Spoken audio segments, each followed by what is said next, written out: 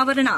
ಯಾದಗಿರಿ ಜಿಲ್ಲೆಯ ಸುರಪುರ ತಾಲೂಕಿನ ದೇವತ್ಕಲ್ ಗ್ರಾಮದಲ್ಲಿ ಸುರಿದ ಗಾಳಿ ಮಳೆಗೆ 30 ಮನೆಯ ಮೇಲ್ಛಾವಣಿಗಳು, ವಿದ್ಯುತ್ ಕಂಬಗಳು ನೆಲಕಚ್ಚಿದ್ದು ಗ್ರಾಮಸ್ಥರು ಕಂಗಾಲಾಗಿದ್ದಾರೆ. ವಿಷಯ ತಿಳಿದು ಸ್ಥಳಕ್ಕೆ ಆಗಮಿಸಿದ ಯಾದಗಿರಿ ಯುವ ಕಾಂಗ್ರೆಸ್ ಅಧ್ಯಕ್ಷ ರಾಜ್ಕುಮಾರ್ ನಾಯಕ್ ಹಾಗೂ ಕಾಂಗ್ರೆಸ್ ಮುಖಂಡರೊಂದಿಗೆ ಹಾನಿಗೊಳಗಾದ ಗ್ರಾಮಕ್ಕೆ ತೆರಳಿ ಸಂತ್ರಸ್ತರಿಗೆ ಸಾಂತ್ವನ ತಿಳಿಸಿದ್ದಾರೆ. ಕೂಡಲೇ ಸರ್ಕಾರದ ಗಮನಕ್ಕೆ ತಂದು ಪರಿಹಾರ ಒದಗಿಸುತ್ತೇವೆ ಎಂದು ಧೈರ್ಯ ತುಂಬುವ ಕೆಲಸ ಮಾಡಿದ್ದಾರೆ.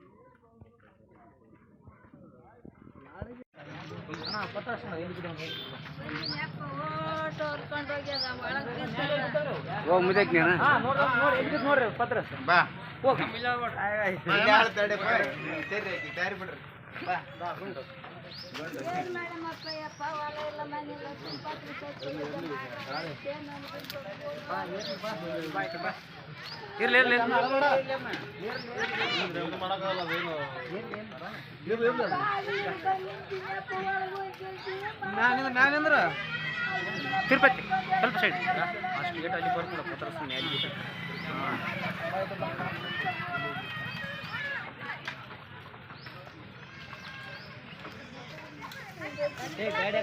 ಕ್ಯಾಮರಾಮ್ಯಾನ್ ಲಾಲಾ ಸಿಂಗ ರಾಠೋಡ ಜೊತೆ ಶಿವು ರಾಠೋಡ, ಸುರಪುರ.